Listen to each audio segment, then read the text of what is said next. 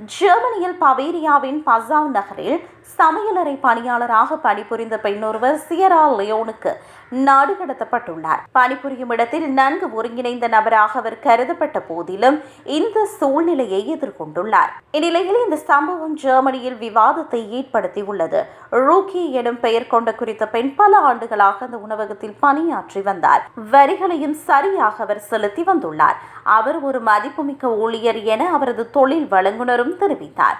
இந்நிலையில் இந்த நாடு கடத்தல் தவறானது என பலரும் விமர்சித்து வரும் அதேவேளை இது சட்டப்படி சரி என அதிகாரிகள் பதிலளித்துள்ளனர். அத்துடன் செல்லுபடியாகும் அதிகாரப்பூர்வ ஆவணங்களுடன் தனது அடையாளத்தை அவரால் தெளிவாக நிரூபிக்க முடியவில்லை என்பதே இதற்கான காரணம் என அவர்கள் சுட்டிக்காட்டியுள்ளனர்.